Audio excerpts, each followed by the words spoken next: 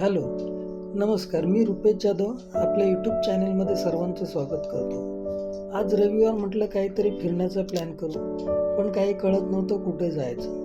म्हणून फक्त गाडी काढली आणि निघालो प्रवास करत. ते थेट पोचलो वसई फेरीबोटजवळ. तेव्हाच लक्षात आलं, चला हा एक्सपिरियन्स घेऊ आणि तुमच्याशी पण शेअर करूया.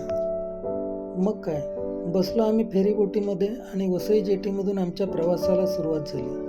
आता तुम्हाला वाटेल मी स्वतःला सारखा आम्ही का म्हणते, तर मी एकटा नाही, माझ्यासोबत माझी बेटर हाफसुद्धा आहे. तर आज फ्रेंडशिप डे, त्यानिमित्त छोटंसं सरप्राईज द्यावं असं मला वाटलं. नंतर फेरीबोटमधून आम्ही पाण्यातून प्रवासाचा आनंद घेत निघालो. 4 बाजूंनी वेढलेल्या त्या पाण्यामधून काही सुंदर दृश्य टिपण्याचा प्रयत्न केला आणि या बोटीमधून नायगाव कुठे आहे हे शोधण्याचा सुद्धा प्रयत्न केला. पण किनाऱ्यावरील घनदाट झाडाझुडपांमधून काहीच कळत नव्हतं. दिसत होतं ते वसई टू चर्चगेटला जोडणारा रेल्वे ब्रिज आणि समोर अस्पष्ट दिसणारी आमची डेस्टिनी म्हणजेच भाईंदर दिसत होतं. या प्रवासादरम्यान मला जाणवलं की तिला दिलेलं एक छोटंसं सरप्राईज आवडलेलं आहे आणि त्याचा आम्ही दोघंही आनंद घेत होतो.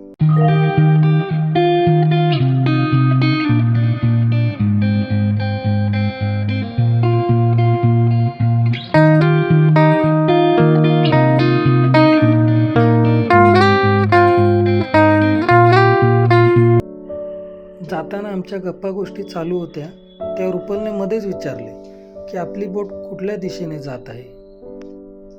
पण मलाच काही कळत नव्हतं, म्हणून पाण्यात तरंगत असणाऱ्या त्या रेड आणि ग्रीन सिग्नलमधून आपली बोट जात आहे असे तिच्या समाधानासाठी सांगितले.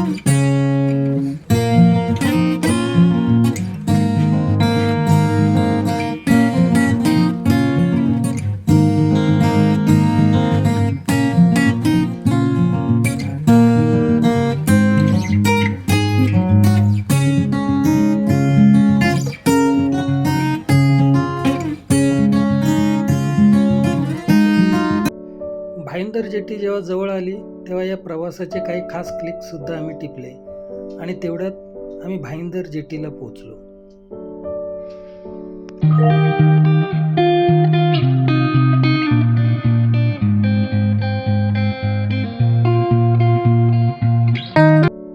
एवढ्या प्रवासानंतर खूप भूक लागली होती, म्हणून जवळच नाश्ता केला आणि परतीच्या प्रवासाला निघालो. तरी हा आमचा व्हिडिओ कसा वाटला हे नक्कीच कॉमेंट करून सांगा आणि आपल्या यूट्यूब चॅनलला लाईक, शेअर अँड सबस्क्राईब करा. चला भेटूया पुन्हा.